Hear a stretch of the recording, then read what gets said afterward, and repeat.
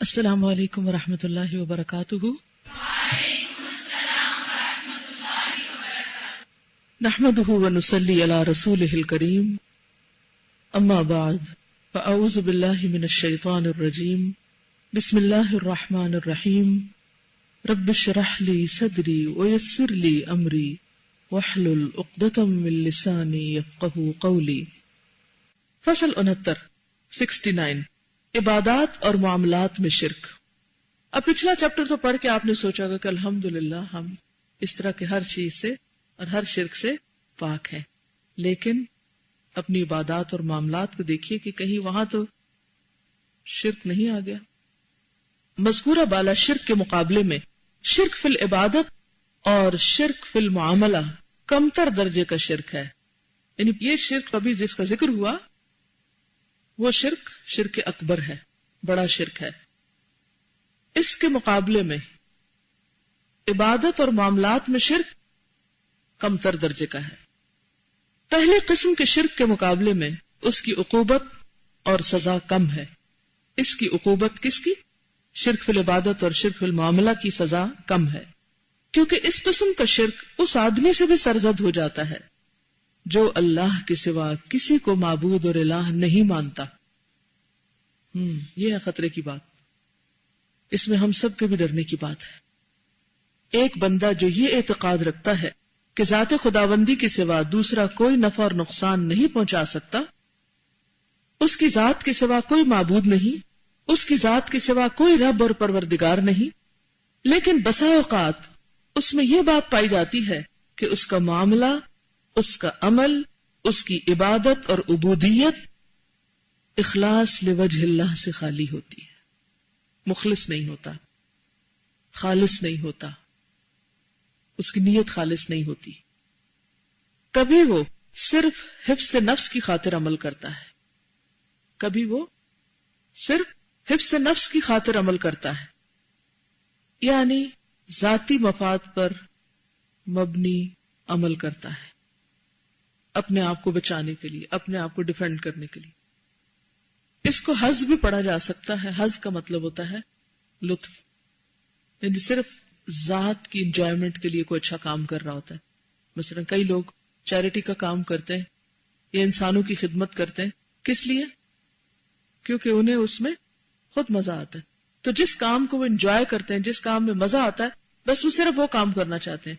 اور اگر کوئی کام، خواہ وہ کتنا ہی نیکی والا کام ہو، کتنا بھی اچھا کام ہو، لیکن اس میں اگر نفس کا مزہ شامل نہیں تو اس کام سے ان کو کوئی زیادہ دلچسپی نہیں ہوتی، اسے وہ اپنے لیے بوجھ سمجھتے ہیں۔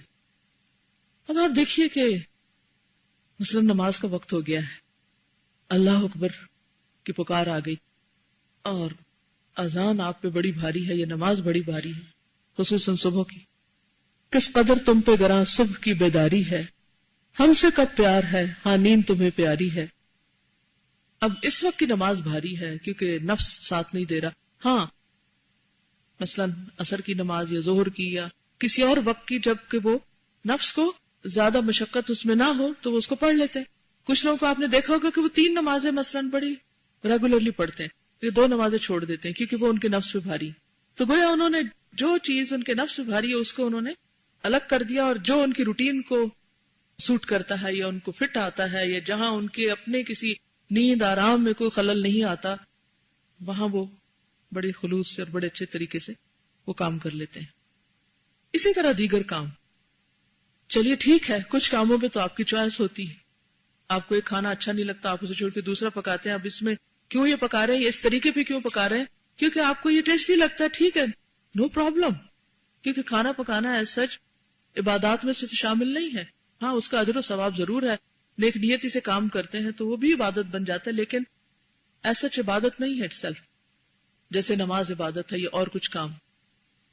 تو ایسی صورت میں آپ کے پاس چوائس ہے کہ آپ ایک طریقہ اختیار کریں یا دوسرا کریں، لیکن کچھ کام فرض کے درجے میں، اور ہم سب کو پتا ہے کہ وہ بعض اوقات ہمیں اچھے نہیں لگتے۔ مثلا طلب علم، کون سا علم؟ جیسے توحید کا علم، عبادات کا علم، معاملات، حقوق و فرائض، یہ علم اس علم میں سے جس کو سیکھنا کیا ہے، فرض۔ اب آپ کہیں کہ یہ سبجیکٹ پڑھ کے تو مجھے بڑا مزہ آتا ہے اور اس کو تو میں پڑھوں گا، اور یہ باقی سبجیکٹ سے مجھے کوئی انٹرسٹ نہیں، وہ میں نہیں پڑھنا چاہتا. حالانکہ ان کا سیکھنا بھی لازم ہے، کیونکہ مثلاً اگر آپ نے فقہ الصلاۃ نہیں پڑھی تو آپ کی نماز ہی ٹھیک نہیں ہے، آپ ٹکرے مار رہے ہیں. اور آپ کیوں نہیں سیکھ رہے؟ کیونکہ نفس نہیں مانتا. تو اسی طرح مختلف کام، بعض اوقات کوئی کام دین کے کام کے اعتبار سے بڑی اہم نوعیت کا ہوتا ہے، لیکن چونکہ آپ کا دل نہیں مانتا اس لیے آپ اس کو نہیں کرنا چاہتے، اور اس کے نہ کرنے کی وجہ سے ایک بہت بڑا خلل آ رہا ہوتا ہے. اور بعض اوقات کوئی ایک بھی کرنے پہ راضی نہیں ہوتا. ہوتے ہیں نا ایسے کام، مثلا فرض کفایہ کے درجے میں کچھ کام ہوتے ہیں، یعنی فرض عین تو نہیں لیکن فرض کفایہ. مثلا جنازہ نماز پڑھنا جو ہے، اگر کچھ لوگ پڑھ دیں گے تو سب کی طرف سے ہو جائے گا، لیکن اگر کوئی بھی نہ مانے تو کیا ہوگا؟ میت کا کیا بنے گا؟ یہ صرف ایک مثال ہے نا. تو اسی طرح اجتماعی زندگی میں بھی کچھ کام فرض کفایہ کے درجے پر ہوتے ہیں، کسی نہ کسی کو تو وہ کرنا ہی ہوتا ہے، لیکن ہر کوئی اگر اس کام سے بھاگتا چلا جائے، ویسے کوئی مجھے صفائی کرنا پسند نہیں، ایک بھی بھاگ رہا دوسرا بھی تیسرا، کیا ہوگا؟ آپ کے بنیادی فرائض میں خلل ہو جائے گا. طہارت نہیں ہوگی تو ایمان ہی مکمل نہیں ہوگا.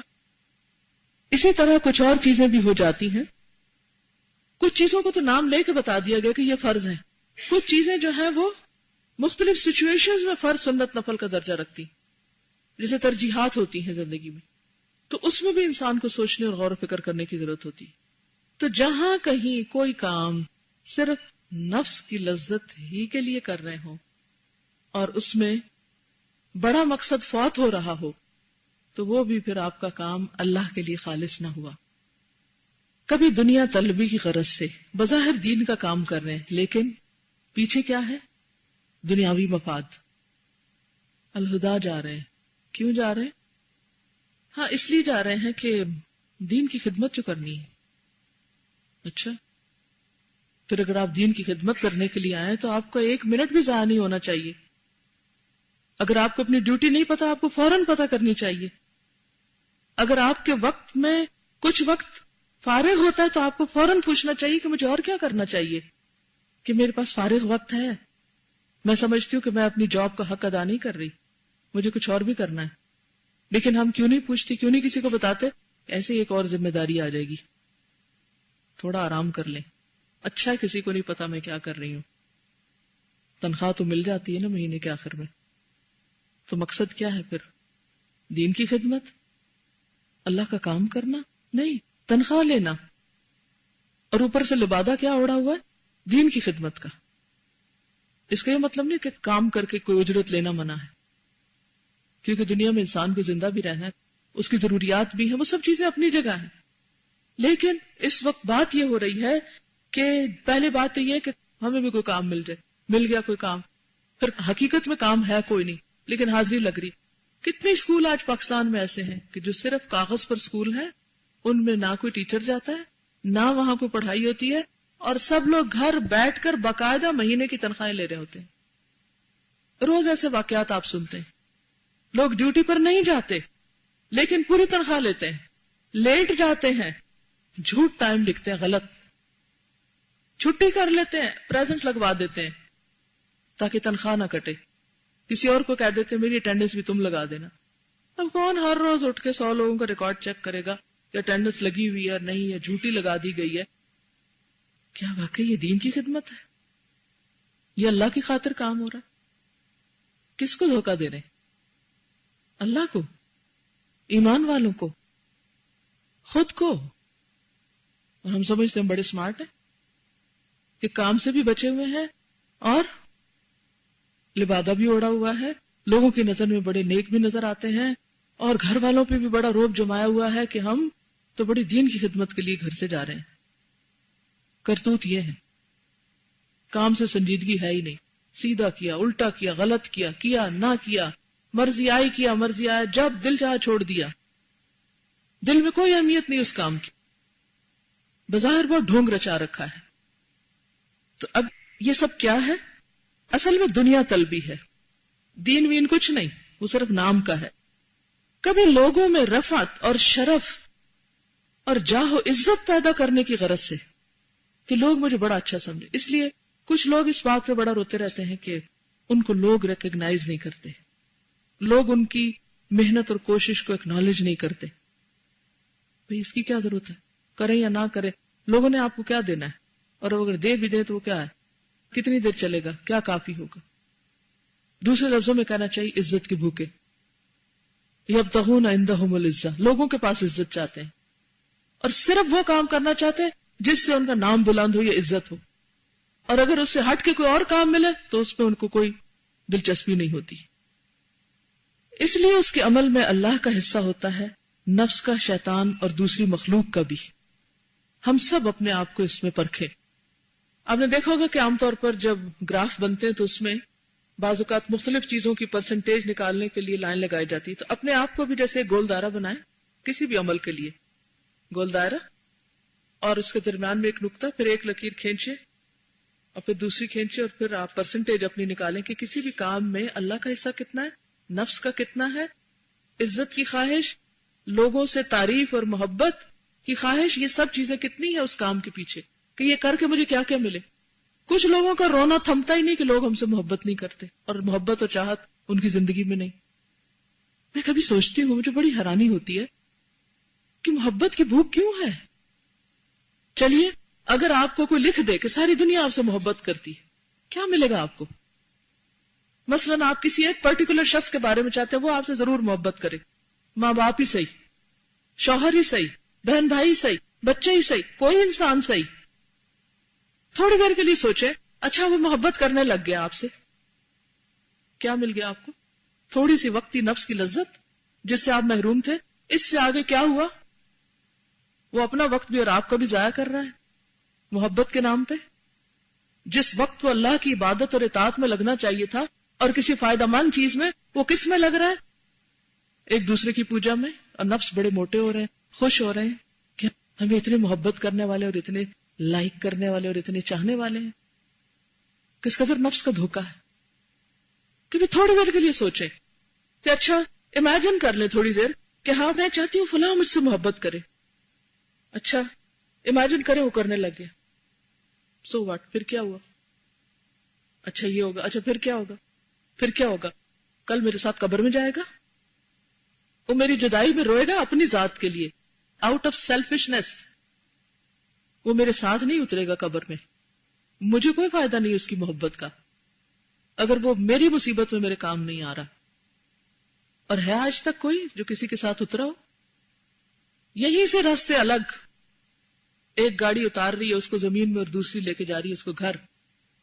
وہ جا کے اپنے آرام دہ بستر پہ سو رہا ہے اور دوسرا محبوب سو رہا ہے اس کا زمین کے نیچے. ہاں اس کا خیال آ جائے گا، آہیں بھرے گا، روئے گا.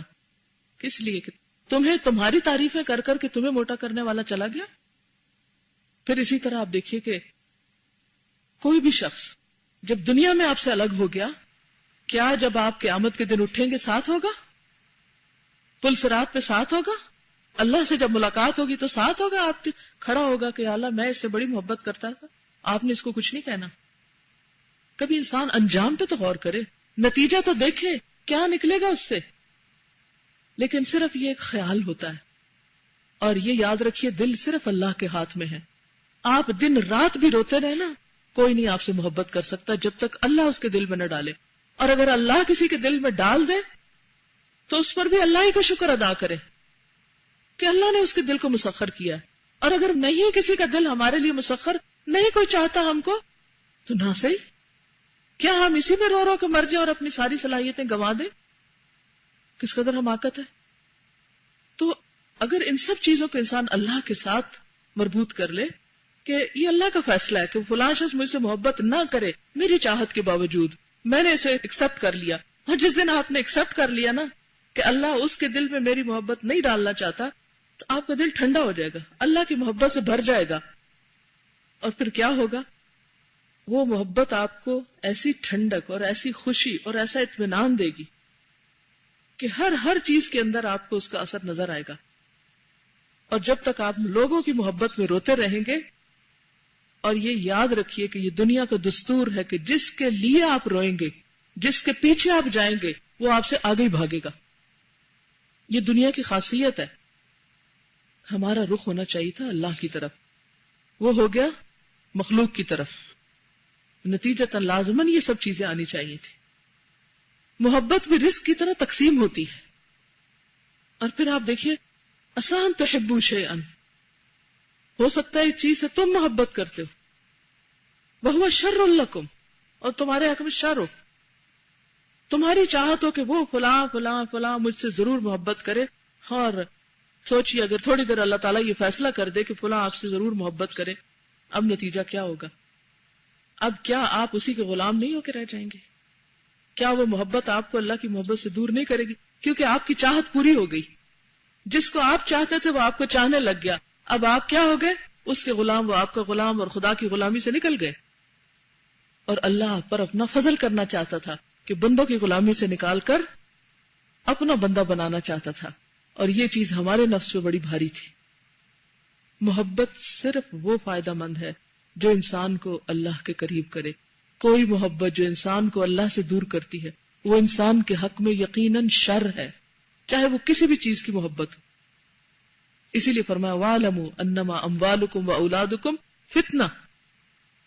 تو انسان کہتے ہیں نہیں، محبت کے جذبات تو ایسے ہوتے ہیں، انسان سے بڑے بڑے کام کرواتی ہے محبت، اور بڑے بڑے فاصلے طے کرواتی ہے.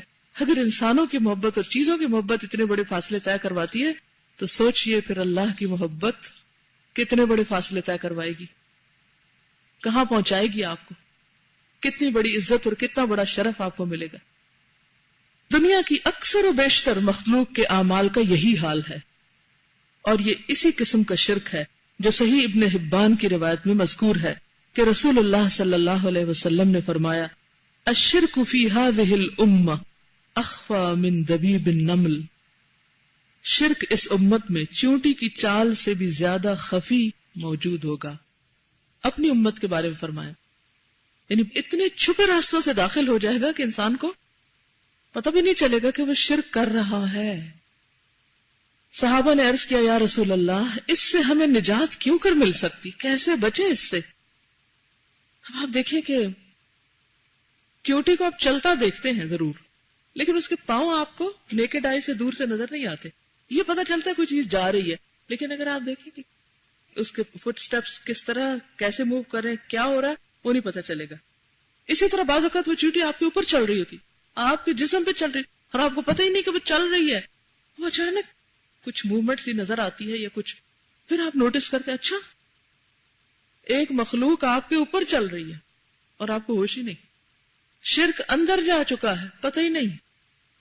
دبیب ہوتا ہے سب سے آہستہ چال، یعنی اتنے آہستہ آہستہ سلولی گریجولی وہ چیز اندر آ کے جم جاتی ہے کہ آپ کو ہوش ہی نہیں آتی کہ اوہ میں کس مصیبت کا شکار ہو گیا، پتہ ہی نہیں چلتا.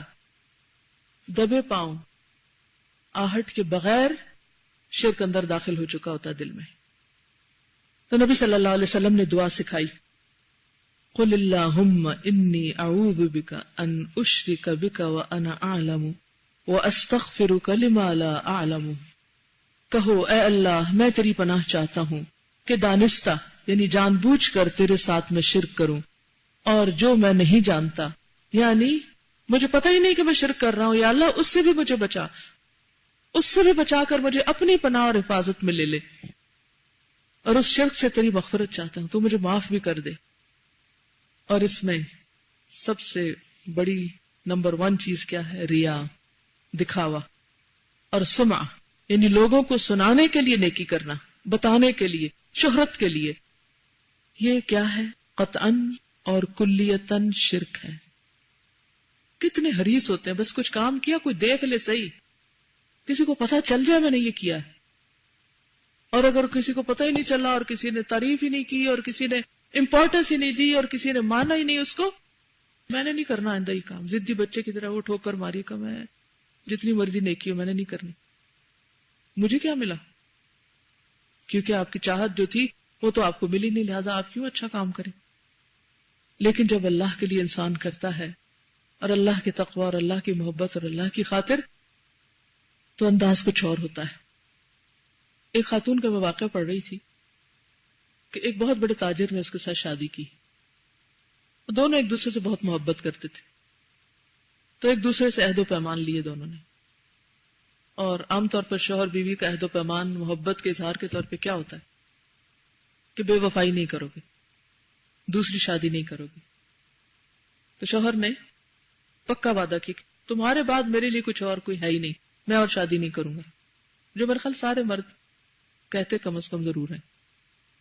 لیکن ہوا یہ کہ وہ اپنے کام کی جگہ پر تھا کہ ایک عورت اس کے پاس آئی اور اس نے کہا کہ میرا شوہر مر گیا ہے اور میں بیوہ ہوں اور مجھے اپنی ذات کے بارے میں بڑا فتنہ ہے اور میں چاہتی ہوں کہ مجھ سے کوئی شادی کر لے.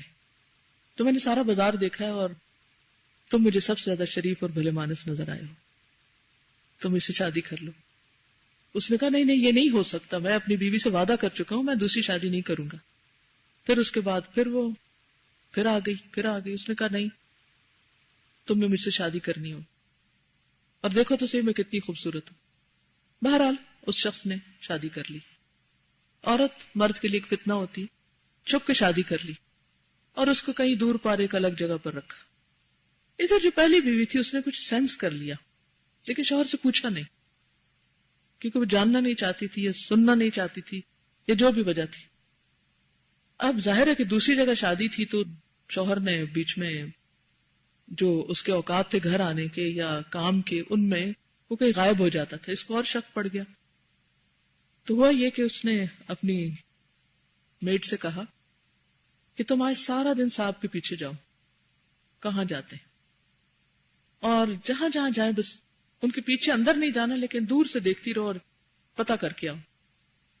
خیر وہ اس نے پیچھے جو لگایا تو وہ سارا دن پیچھے پیچھے رہی.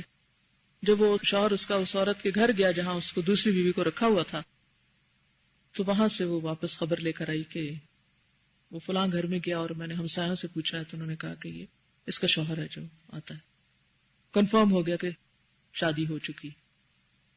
اب اس عورت کے دل پر گزری تو بہت کچھ، لیکن اس نے شوہر سے ذکر نہیں کیا، اس کو شرمندہ نہیں کیا. کیوں؟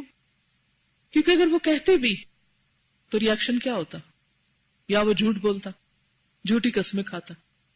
تو اس کو یہ بھی گوارا نہیں تھا کہ شوہر جس سے وہ محبت کرتی ہے وہ اس کی خاطر جھوٹی قسمیں کھائے، کیونکہ اس کا انجام آخرت خراب ہوگی. خیر صبر کر لیا، چپ رہی. اتفاق یہ ہوا کہ کچھ عرصے کے بعد اس شخص کی ڈیتھ ہو گئی، فوت ہو گیا شوہر.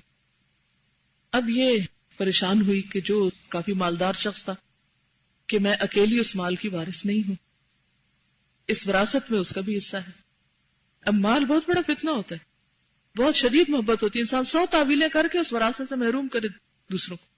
چونکہ اس کی میٹ وہ جگہ دیکھ چکی تھی، اس نے کیا کیا کہ وہ جتنا بھی ترکہ تھا اس کو پراپر طریقے سے تقسیم کیا، اور جتنا مال اس دوسری بیوی کا کو وائف کا بنتا تھا اسی میٹ کے ہاتھ بھیجا، یہ کہہ کے کہ تمہارا شوہر فوت ہو گیا ہے اور اس نے اتنی اتنی جائیداد چھوڑی ہے اور اس کا یہ حصہ تمہارے لیے بنتا ہے، یہ دوسری بیوی نے تمہارے لیے بھیجا. وہ عورت جب لے کر وہاں پہنچی تو کہنے لگی کہ بات یہ ہے کہ اس نے اپنی وفات سے کچھ دن پہلے مجھے طلاق دے دی تھی، اس لیے یہ حق میرا نہیں ہے، تم اسے واپس لے جاؤ. اور اس نے وہ مال نہیں رکھا. اس کو کہتے ہیں تقوی اور اللہ کے لیے کچھ کرنا. یہ ہوتا ہے خوف خدا، اللہ کے ڈر سے دوسرے کا حق دینا یا اللہ کے ڈر سے دوسرے کے حق کو ہاتھ نہیں لگانا کہ یہ مال میرے لیے حلال ہے ہی نہیں، جائز ہی نہیں. جب مجھے طلاق ہو چکی تو میرا تو ورثہ بنتا ہی نہیں. نہ وہ اس کو جانتی نہ وہ اس کو جانتی. وقتی طور پر کچھ چیزیں انسان کے لیے بہت بڑی اور بہت بھاری ہوتی ہیں، اور انسان کا نفس کیا چاہتا ہے؟ فوراً انتقام لے، فوراً بدلہ لے. عام طور پر آپ نے دیکھا ہوگا جہاں بھی یہ حادثہ ہوتا ہے، جس گھر میں بھی، وہاں پر انجام کیا ہوتا ہے اور کہاں تک باتیں جاتی ہیں اور کس کس طریقے سے لوگوں کو ان کے حق سے محروم کیا جاتا ہے، اور ایک لامتناہی سلسلہ چل پڑتا ہے گناہوں کا جس کا پھر کوئی اینڈ نہیں. اور پھر خود شوہر کبھی ایک کی طرف ہو جاتا ہے یا دوسرے کی طرف، اور نتیجتاً اس کا انجام کیا ہے کہ وہ آدھا دھڑ والی بات، قیامت کے دن وہ اٹھے گا اور اس کا آدھا دھڑ گرا ہوا ہوگا کیونکہ 2 بیویوں میں عدل نہیں کر سکا. امتحان تو سخت زیادہ مردوں کا ہے، لیکن اس وقت جو اصل موضوع ہے وہ کیا ہے؟ تقوی.